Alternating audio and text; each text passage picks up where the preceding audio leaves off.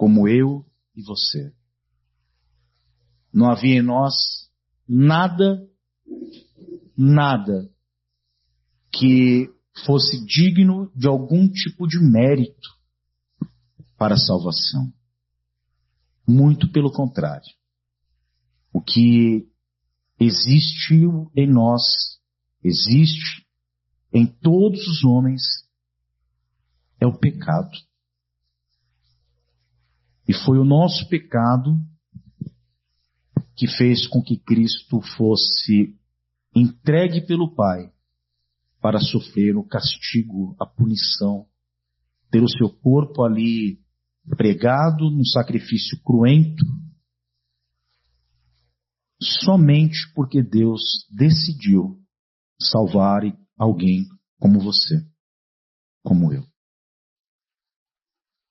Hoje eu compartilhei no grupo da igreja uma reflexão dizendo que hoje não é mais um dia comum. Hoje é o dia do Senhor, o dia da ressurreição de Cristo, o dia em que Ele venceu definitivamente a morte. Todo o domingo nós celebramos a vitória do nosso Salvador. E hoje, de maneira mais especial ainda, e não é mesmo um dia comum, porque hoje ainda nós podemos participar do sacramento da ceia do Senhor. Nos alimentar espiritualmente do corpo e do sangue de Cristo, partido e derramado, para que nós pudéssemos ter salvação. Meus irmãos, durante todo este mês, nós vamos estar pregando sermões sobre as doutrinas da graça. No sermão de hoje nós vamos, uma tarefa difícil, né? A grande verdade é essa. Porque é expor uma doutrina bíblica através da exposição do texto bíblico. E muitas vezes, para você expor uma doutrina, você tem que ter muitos outros textos juntos. Então é uma tarefa difícil, mas eu creio que o Senhor há de nos dar graça e nos abençoar com a sua palavra. A primeira doutrina da graça, e a que estaremos expondo nessa noite, é a depravação total. A questão de todas as eras, irmãos. É uma pergunta. Como posso ser salvo? Desde a queda, essa pergunta ela tem afligido o coração humano. Existe em nós uma inclinação natural a crer que nós podemos, de algum modo, contribuir para a nossa própria salvação. Uma ideia, como eu já expliquei no EBD, que foi propagada pela Igreja Católica durante a Idade Média. Confie na intercessão dos santos, pratique boas obras, cumpra os ritos sacramentais, enfim, faça o seu melhor. Uma confiança no esforço próprio. Foi contra essa vã confiança nos méritos humanos que a reforma do século XVI ela se levantou. Em 31 de outubro de 1517, um monge agostiniano, Martinho Lutero, ele expôs suas 95 teses e com isso ele deu início a um retorno às Escrituras. O Evangelho da Graça foi novamente proclamado em sua simplicidade e poder. E todos os reformadores, principalmente Calvino, reafirmaram que a salvação é dom gratuito de Deus. Obra do seu poder e misericórdia, sem nenhum acréscimo de méritos humanos. Porém, 100 anos depois da reforma, essa verdade ela teve de ser novamente defendida. Na Holanda, os alunos de um já falecido professor de teologia chamado Jacob Arminio, eles levantaram sérias objeções contra as chamadas doutrinas da graça. Em resumo, eles afirmavam 5 pontos. Que no homem ainda permanecia algum resquício de livre-arbítrio, que a eleição era condicionada por Deus prever quais homens iriam ter fé, que Cristo morreu por todos os homens indistintamente e que a graça, que é para todos os homens, poderia ser resistida. E por último, eles estavam ensinando que um salvo poderia perder a sua salvação. Então, em 1618, a Igreja Reformada da Holanda, ela convocou um sínodo na cidade de Dort para examinar essas reivindicações. E o cerne da controvérsia era simples, mas decisivo. Quem é o agente da salvação? É Deus exclusivamente, agindo soberanamente do começo ao fim na salvação? Ou a salvação exige a cooperação da vontade humana? Esse era o cerne de toda a questão. E ao final de 2 anos, o arminianismo ele foi condenado. E o sínodo consolidou 5 pontos que foram conhecidos ao longo da história como 5 pontos do calvinismo: depravação total, eleição incondicional, expiação limitada, graça irresistível e perseverança dos santos. Esses pontos eles protegiam a centralidade da graça de Deus na salvação de pecadores. Neste mês da Reforma, vamos pregar sobre essas doutrinas, mostrando com clareza, com fidelidade bíblica, que a salvação ela é obra exclusiva de Deus. E que essas doutrinas elas têm implicações concretas na vida da igreja. Então vamos começar pelo fundamento, que é a depravação total. Abra a palavra de Deus no texto da carta aos Romanos, capítulo 3, versos 9 ao 20. Vamos ver como que a depravação total afetou a humanidade. Após a queda, o pecado ele afetou toda a natureza humana. Mente, emoções, vontade, tornando o ser humano incapaz de por si só buscar a Deus ou fazer o que é verdadeiramente bom. Essa é a tese da doutrina da depravação total. Vamos ler Romanos capítulo 3, versos 9 ao verso 20. Que se conclui? Temos nós qualquer vantagem? Não, de forma nenhuma. Pois já temos demonstrado que todos, tanto judeus como gregos, estão debaixo do pecado. Como está escrito, não há justo, nenhum sequer. Não há quem entenda, não há quem busque a Deus. Todos se extraviaram, a uma se fizeram inúteis. Não há quem faça o bem, não há nenhum sequer. A garganta deles é sepulcro aberto. Com a língua urdem engano, veneno de víbora está nos seus lábios. A boca eles a têm cheia de maldição e de amargura. São seus pés velozes para derramar sangue. Nos seus caminhos há destruição e miséria. Desconheceram o caminho da paz.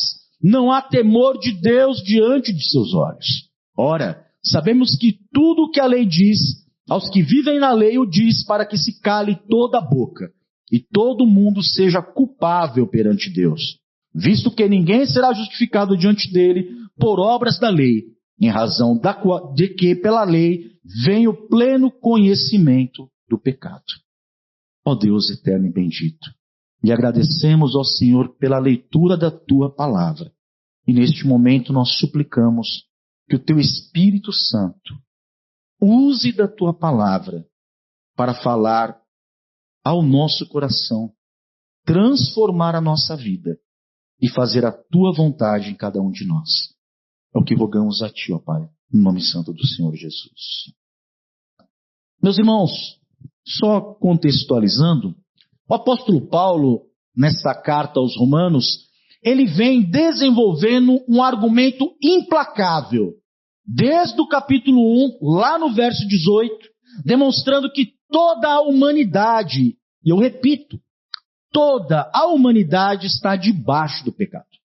Ele começou por expor o pecado dos gentios, lá no capítulo 1.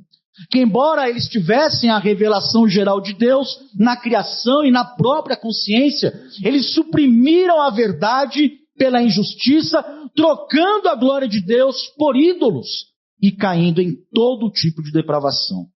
Ele avança para o capítulo 2 e agora ele se volta para os moralistas, incluindo ali muitos gentios e judeus, que julgavam os outros, mas praticavam as mesmas coisas. Por isso também lhes disse que eles são indesculpáveis. Depois, ainda no capítulo 2, a partir do verso 17, Paulo agora vai focar nos judeus, que se gloriavam da lei, se consideravam ali superiores aos gentios, mas não cumpriam a lei, trazendo, na verdade, desonra a Deus. E é assim que nós chegamos aqui no capítulo 3. E aqui no capítulo 3, Paulo chega a uma conclusão terrível aí no verso 9. Uma conclusão que vai delinear toda a doutrina da depravação total. E vamos estar expondo isso aqui a partir de 2 pontos. Que a depravação total, ela atingiu todos os homens e que ela atingiu a totalidade do ser de cada um destes homens. Concluindo que, por isso, homem algum poderá ser salvo pelas suas obras. Então, vamos à primeira parte aqui da exposição, no verso 9, dizendo que a depravação é total, pois ela atingiu todos os homens. Verso 9, que se conclui: temos nós qualquer vantagem? Não, de forma nenhuma, pois já temos demonstrado que todos, tanto judeus como gregos, estão debaixo do pecado. Paulo chega a uma conclusão devastadora, que se exprime numa pergunta retórica, porém crucial. Temos nós alguma vantagem? Paulo se coloca junto com os seus irmãos judeus, para quem ele estava aqui se dirigindo. Temos nós alguma vantagem? Irmãos, houve de fato uma grande vantagem em ser judeu. Paulo mesmo menciona isso no início do capítulo 3. Diz que eles possuíam a palavra de Deus, os oráculos divinos. Só que, no entanto, essa vantagem não garantia para eles salvação alguma. Os judeus, na verdade, por rejeitarem, por desobedecerem a palavra, eles estavam na mesma situação de condenação dos gentios. Não há, portanto, nenhuma vantagem que os coloque acima dos demais diante de Deus. Nenhuma. Todos estavam juntamente na mesma condenação. É aqui que se começa a desenhar o primeiro aspecto da doutrina da depravação total. Ela se chama total, pois ela alcançou a totalidade dos homens. Paulo, ele encerra a tese dele inicial dizendo: não há exceção. Tanto judeus quanto gregos, ou seja, toda a humanidade está debaixo do pecado. É o que ele vai dizer aí no verso 9. E há uma expressão no verso 9, que é a expressão debaixo do pecado. É uma expressão muito forte, porque a palavra original traduzida como debaixo, ela tem um significado de subjugado, sugerindo que a pessoa está debaixo de um peso esmagador, uma carga tamanha que impulsiona a pessoa para baixo, para o chão, forçando toda a estrutura da pessoa. Esse é o significado dessa expressão. É um estado, sabe do quê? De escravidão. Escravidão ao pecado, do qual ninguém, exceto Jesus Cristo, escapou. Todos os homens, todos, estão subjugados debaixo do pecado. Essa escravidão, ela não começa na fase adulta, quando as paixões elas se intensificam. Não. Davi, ele confessa lá no Salmo 51, no verso 5, observe o que Davi vai dizer ali. Eu nasci na iniquidade, e em pecado me concebeu minha mãe. Mais à frente um pouco, no Salmo 58, no verso 3, o salmista vai declarar: desviam-se os ímpios desde a sua concepção, nascem e já se desencaminham proferindo mentiras. Ou seja, nós já nascemos nesse estado de rebeldia. Nós não precisamos ser ensinados a pecar. Assim, irmãos, Paulo apenas confirma aquilo que toda a Escritura sempre afirmou. Nós estamos debaixo do pecado, desde o ventre materno, subjugados, até que Cristo nos liberte. Enquanto Cristo não o libertar, o homem estará escravizado pelo pecado. O verso 10, ele vai dizer, como está escrito, não há justo, nenhum sequer. Paulo, ele não baseia a afirmação na própria experiência dele, ou em algo novo, mas ele vai basear aqui, ele vai trazer uma afirmação baseada em como está escrito. É nas Escrituras que ele baseia todo o argumento dele. E aqui ele está citando o Salmo 14. A expressão como está escrito, irmãos, é usada aqui como um selo de autoridade divina. O que Paulo está dizendo aqui, ele não está inventando. Está escrito. E se você abrir o Salmo de número 14, você vai ver que o Salmo 14 é exatamente este mesmo texto. É de lá que ele traz toda essa ideia de que o homem está subjugado pelo pecado. E ele continua afirmando, não há justo, nenhum sequer. Uma afirmação terrível. E é muito incisiva. Significa que ninguém atinge o padrão de justiça que é requerido por Deus. Entenda, não se trata aqui de uma comparação entre seres humanos, onde um possa parecer melhor, mais justo do que outro. Não. Mas é diante da santidade e da lei de Deus. Nenhuma desculpa, nenhuma evasiva do tipo, mas eu sou caridoso, eu faço bem. Não, Cláudio, eu sou uma boa mãe. Nenhuma desculpa dessa vai escapar dessa avaliação. Ninguém é justo. No padrão de Deus, ninguém. E por isso ninguém pode permanecer de pé diante do crivo da lei de Deus. E a prova de que não há um justo sequer se encontra aí nos versos seguintes, quando o apóstolo ele faz uma dissecação do ser humano. E esse é o segundo aspecto da depravação. A depravação é total, pois ela afetou todo o ser do homem, seu intelecto, sua emoção e sua vontade. Verso 11.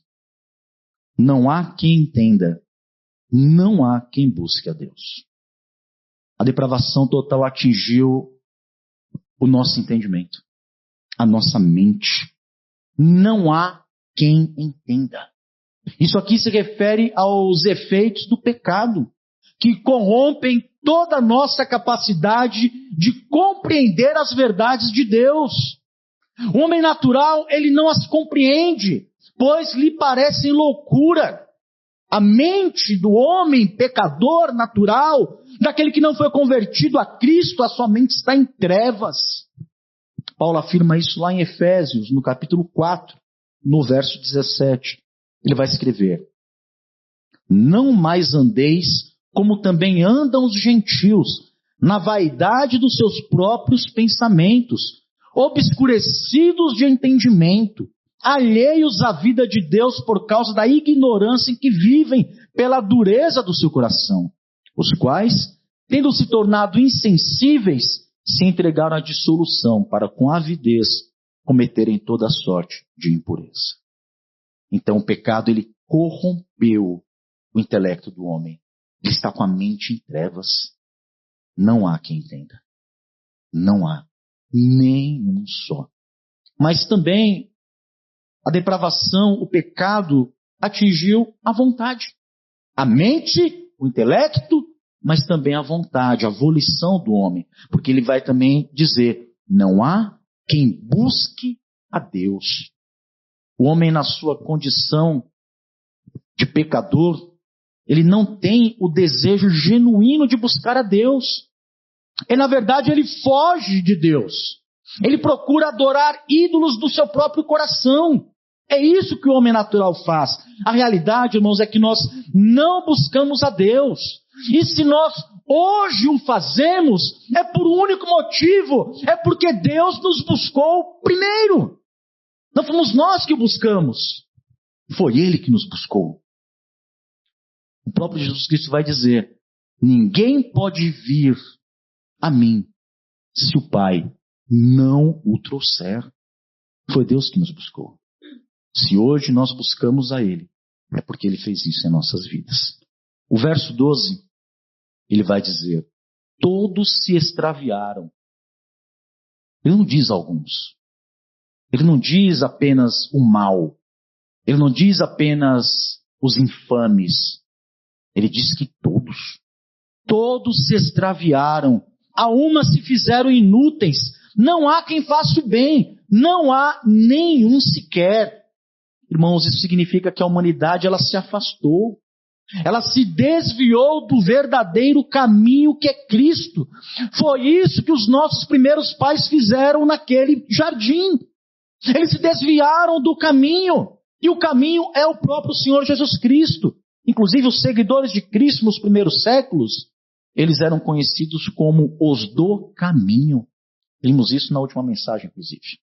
Justamente por causa da afirmação de Jesus, dizendo: eu sou o caminho, a verdade e a vida. Ninguém vem ao Pai senão por mim. A ideia de que todos os caminhos conduzem a Deus, que é tão difundida pelas pessoas, é um engano. É um engano. E a Escritura refuta totalmente isso. E como resultado desse desvio do caminho, o texto vai dizer que a uma se fizeram inúteis. Ou seja, e todos juntos se fizeram inúteis. Tudo que o homem natural faz, todo o seu esforço, toda a sua boa obra, mesmo que ela pareça boa aos olhos humanos, ela torna-se inútil diante de Deus, se não for o fruto de um coração regenerado. O texto ele vai concluir dizendo: não há quem faça o bem, não há nenhum sequer. Significa que o homem ele é incapaz de fazer o bem.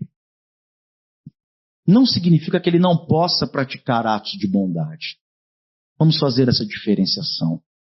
Mas esses atos de bondade que ele pratica, em si, eles não são suficientes para justificá-lo diante de Deus.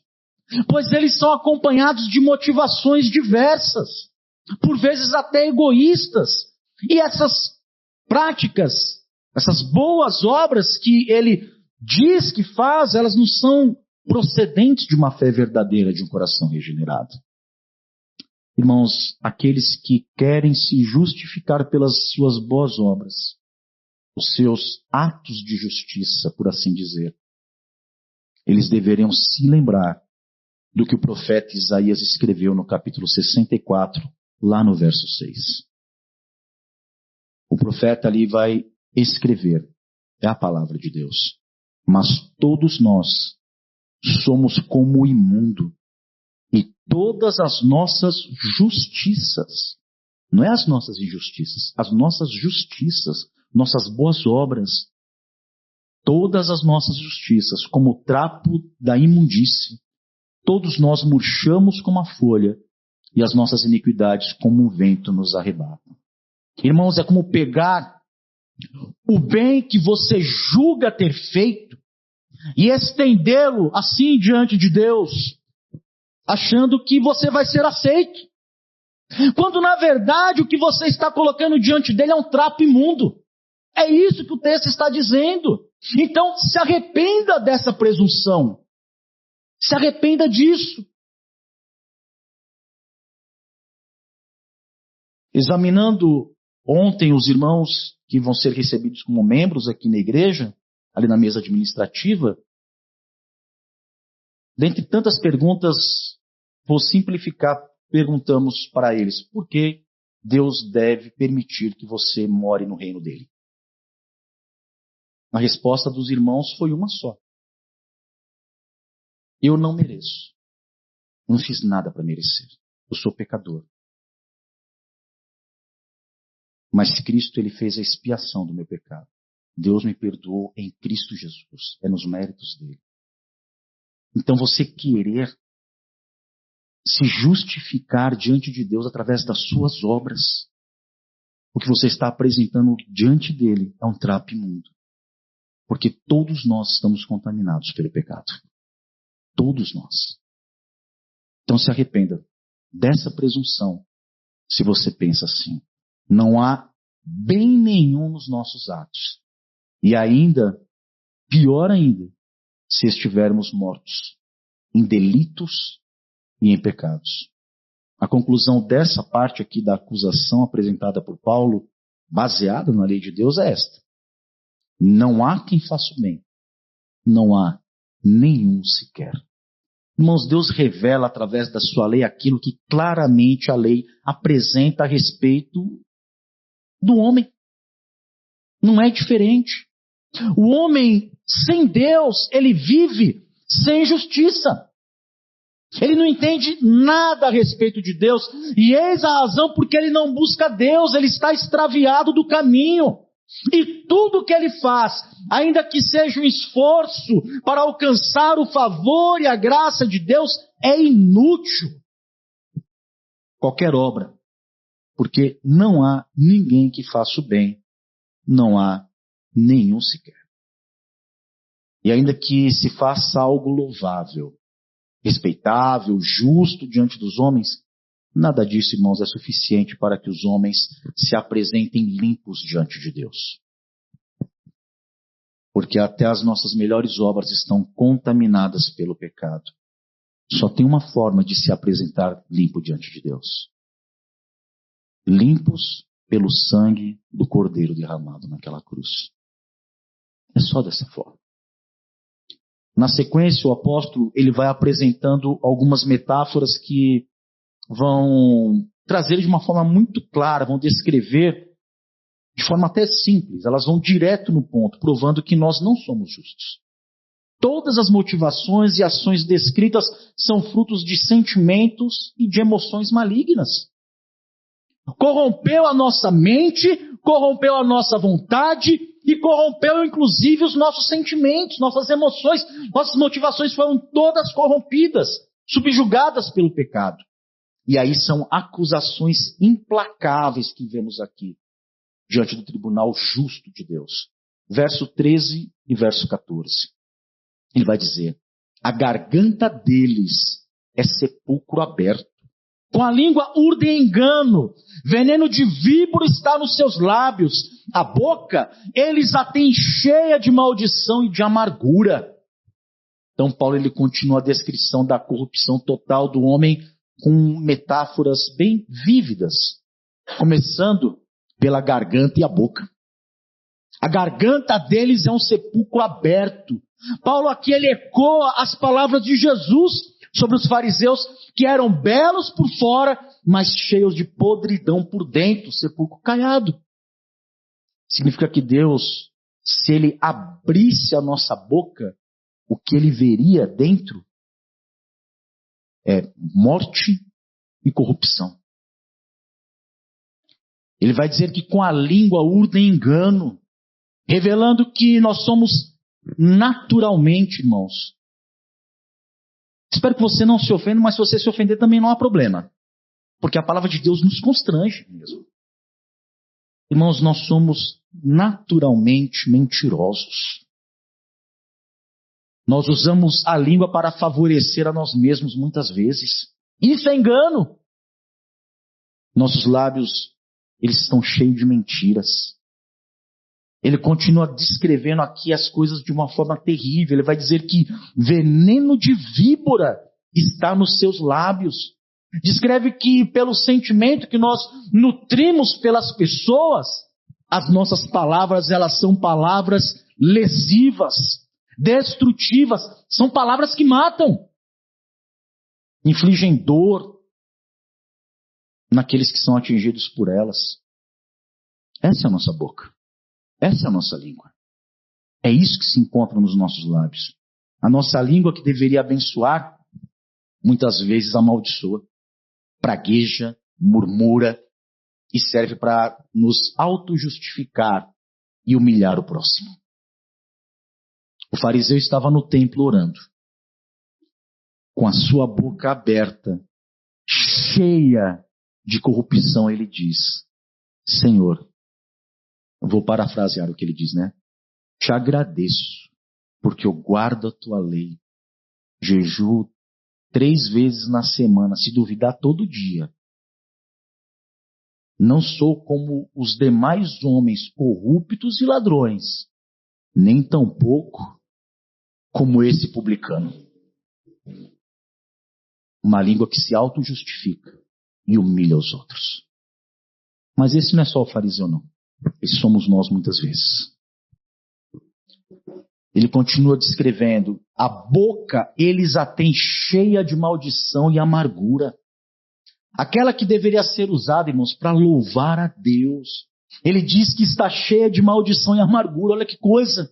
Isso demonstra a nossa inclinação para os sentimentos e desejos mais vis que existem, que inevitavelmente vão desencadear ações igualmente vis. É o que vai se estender aí nos versos 15 ao 17. Ele vai dizer: são os seus pés velozes para derramar sangue, nos seus caminhos há destruição e miséria, desconheceram o caminho da paz. A descrição avança agora para as ações, mostrando que a corrupção ela não se limita só na boca. Nós também praticamos. Ele vai dizer que os pés são velozes para derramar sangue. Ilustram a rapidez, irmãos, a rapidez com que nós nos inclinamos para a violência. A história da humanidade é prova disso. Guerras, perseguições, disputas, vinganças. Tudo isso revela o resultado daqueles que não entendem, que não buscam a Deus e que se desviaram do caminho. Essa é a humanidade. A depravação, ela atingiu todos os homens e atingiu todo o ser de cada um dos homens. Consequentemente, nos seus caminhos há destruição e miséria. Isso é o que a humanidade tem produzido na sua jornada sem Deus. Eles desconhecem o caminho da paz. O afastamento de Deus ele vai gerar o desconhecimento também da verdadeira paz. Porque a verdadeira paz, ela é encontrada somente na pessoa do Senhor Jesus Cristo. Irmãos, nós nunca experimentamos tanta violência como nos nossos dias. Nunca. Pois o afastamento de Deus gera essa realidade. O homem, ele nutre sentimentos de revanchismo, de vingança, de violência. Não há misericórdia nem compaixão. Este é um retrato meu e teu. É verdade, Cláudio, eu estou vendo a guerra acontecendo em tantos lugares. Isso é um exemplo macro. Mas temos exemplos menores, mas tão verdadeiros quanto. Porque quando nós nutrimos sentimentos de revanchismo para com os outros, e nutrimos. Quando alguém lhe faz um mal, você nunca pensou em devolver este mal? É o revanchismo, é a vingança. Isso pode explodir em atos violentos. Quando nós deveríamos ter, na verdade, era compaixão e misericórdia. O verso 18, ele vai dizer que não há temor de Deus diante de seus olhos. Paulo aqui ele resume a causa fundamental, irmãos, de toda a depravação que ele descreveu aqui. A causa é a ausência de temor de Deus. Não há reverência. Não há respeito. Não há honra a Deus. O homem ama a irreverência, essa é a grande verdade. E sem Deus ele não tem desejo algum de honrá-lo. Embora as pessoas pensem que são inteligentes, agindo assim, a Escritura vai dizer que o insensato, no seu coração, ele afirma uma coisa: não há Deus. E essa falta de temor é a razão pela qual os caminhos que eles trilham são caminhos de destruição e miséria. Porque eles não creem O homem natural, na verdade, ele não acredita no juízo. Ele não acredita que um dia vai prestar contas diante do reto e justo juízo de todo o universo. Mas esse dia chegará. E grande será o pranto e a dor naquele dia. Os versos 19 e 20, ele vai encerrar dizendo: ora, sabemos que tudo o que a lei diz, aos que vivem na lei o diz, para que se cale toda a boca e todo mundo seja culpável perante Deus, visto que ninguém será justificado diante dele por obras da lei, em razão de que pela lei vem o pleno conhecimento do pecado.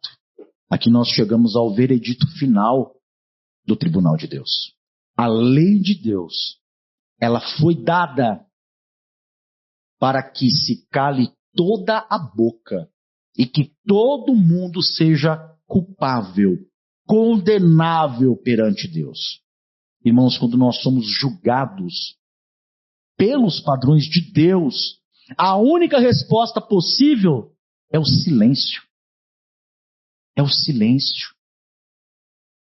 Quando somos acusados por outras pessoas, até dentro da nossa casa, nós queremos justificar. Não, mas você precisa entender, peraí, não foi bem assim. Nós agimos assim uns com os outros. Mas no tribunal de Deus, sabe o que vai imperar? A sua acusação e o silêncio. Porque ninguém será capaz de dizer, não foi bem assim. Porque ele conhece profundamente os nossos pecados. Todos os homens são culpados. Não há homem inculpável. Ninguém será justificado por obras da lei.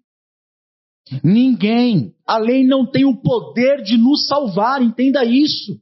Se você ainda não entendeu isso, você precisa dar mais ouvidos ao que é ensinado na igreja. A lei, ela não tem o poder de salvar. O propósito da lei é outro, é trazer o pleno conhecimento do pecado. Esse é o propósito da lei. Quando nós lemos, e já falei isso aqui diversas vezes, quando nós lemos aqui, como lemos muitas vezes, os mandamentos de Deus, aqueles 10 mandamentos da lei, eles só nos mostram uma coisa, que nós somos culpados pela quebra de cada um deles. A lei nos faz conhecer que nós somos pecadores. Ela nos revela a imundícia da nossa alma. Ela revela a incapacidade de nos justificar diante de Deus, pelos nossos próprios esforços. O problema não está na lei. O problema está em nós, que nós não conseguimos guardá-la por causa do pecado. Jesus Cristo, no seu sermão do monte, ele vai trazer a verdadeira interpretação da lei, aquela que os fariseus não faziam, mas ele interpretou a lei ali de maneira correta. Ele vai dizer que o pecado do adultério não é apenas cometido quando alguém se deita com mulher alheia, mas inclusive quando há cobiça no seu coração. Ali ele já cometeu um adultério.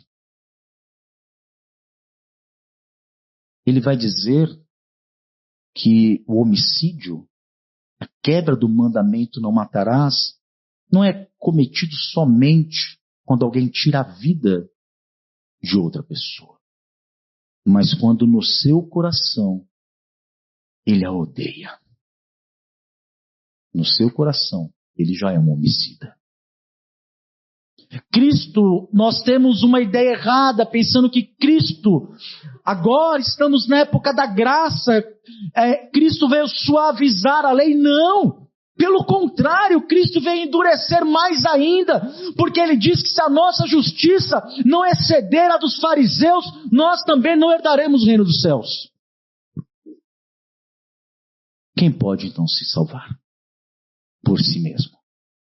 Ninguém. Só concluindo, meus irmãos, e aplicando aqui algumas coisas. A depravação total, ela significa que o pecado ele atingiu a todos os homens. Nós vimos por diversas vezes aqui no texto. Diz que todos estão debaixo do pecado. Não há nenhum sequer, não há quem entenda. Todos se extraviaram. A uma se fizeram inúteis. Não há quem faça o bem. É ninguém. Ninguém escapa desse julgamento, dessa avaliação, desse exame. Não há homem que possa bater, inflar o peito e dizer: eu faço bem. Eu sou justo. Porque o Senhor está dizendo que não há nenhum sequer. E a sua palavra é a verdade. A depravação atingiu todos os homens, corrompeu todo o seu ser, em todas as suas faculdades. Mente, emoções, vontade. O homem não está, entenda, o homem não está apenas ferido. Ele não está apenas doente. Ele está morto. Essa é a verdade da Escritura. O homem sem Cristo, ele está morto nos seus delitos e pecados. Em Adão, o nosso representante federal, toda a raça humana caiu, herdando não apenas a culpa de Adão, mas nós herdamos a natureza corrompida dele. Inclinados para o mal da mesma maneira, nós nascemos pecadores com a condenação do pecado sobre nós. E nossos pensamentos, eles são maus continuamente. Não, Cláudio, mas isso é um quadro aterrador. É mesmo. É um quadro aterrador mesmo. Não, Cláudio, mas como assim? Nasceu no pecado? É. Desde criança, pecadores. Eu não estou ali na casa do pastor Ronaldo convivendo com Caléu. Caléu é um doce. Estamos vendo ele ali nos braços da avó. É um doce. A mãe, né, cheia de orgulho, meu filho. Verdade. Tudo isso é verdadeiro. Como também é verdadeiro que ele é um pecador. Como é verdadeiro que basta o tempo começar a passar e ele já vai demonstrar que ele é um pecador. Talvez já demonstre. Chora, a mãe pensa que está com alguma coisa. Ela pega, dá uma balançada, ele para de chorar. Ele aprende, né? Ele aprende. Não se engane. Rapaz, toda vez que eu chorar aqui me pega, né? Que bom. Quem ensinou ele a fazer isso? Quem ensinou ele a pecar? A natureza. Está no homem. Lógico, o tempo vai passar e vai se agravar. Como se agravou em mim e em você. Irmãos, entender essa realidade da queda, da depravação total, é essencial. Pois sem essa compreensão, nós também não vamos conseguir compreender algo que é vital. A necessidade da salvação, a soberania de Deus. Se eu não compreender o quão miserável eu sou, que eu estou morto, que eu sou totalmente depravado e que eu sou culpável diante de Deus, eu não compreenderei a necessidade de ser salvo. Meus irmãos, o diagnóstico é duro, é implacável. Ele nos mostra a nua e crua situação da humanidade. Perdidos, extraviados, sem justiça, sem entendimento, sem o desejo natural de buscar a Deus, inúteis em nossas obras, com a garganta, a língua, a boca cheia de maldição, engano, amargura, pés velozes para derramar sangue, trilhando caminhos de destruição e miséria, e sem o temor de Deus diante dos olhos. E por fim, culpados e calados diante do tribunal de Deus. É aterrador. Não há nada que qualquer dos homens possa fazer para ser aceito diante de Deus. Nada.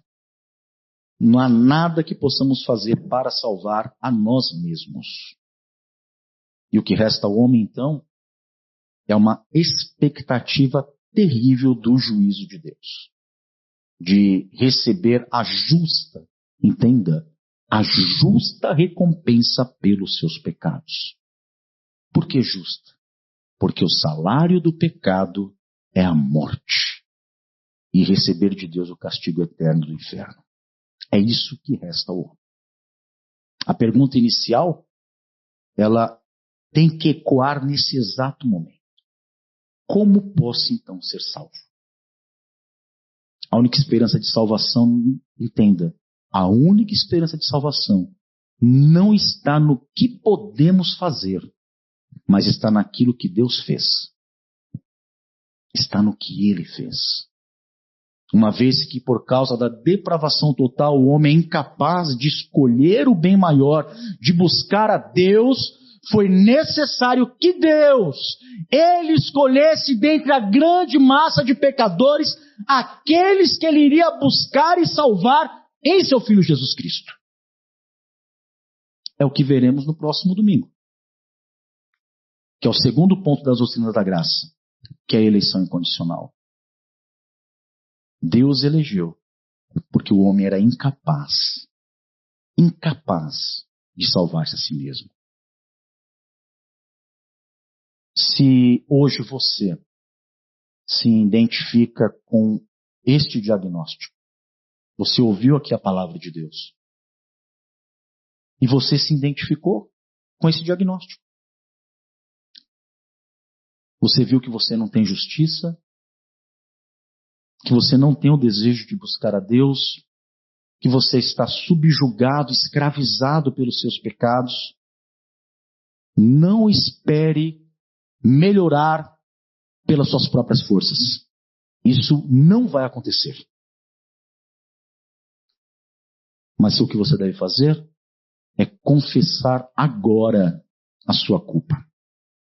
É abandonar a confiança em si mesmo, nas suas obras, e se voltar para o único que pode te libertar, Jesus Cristo. Creia que Ele morreu pelos seus pecados, que o seu sangue é suficiente e que ao confiar nele, você pode receber perdão e vida eterna. Irmãos, lembre-se de que antes da graça, você estava na mesma sentença. Nada em você mereceu a misericórdia de Deus. Sabe o que você deve fazer então? Abandonar toda a altivez, toda a sensação de superioridade. Viva em humildade, viva em ação de graças, reconhecendo que o seu nome ele está no livro da vida somente por causa de Cristo. Só por causa disso.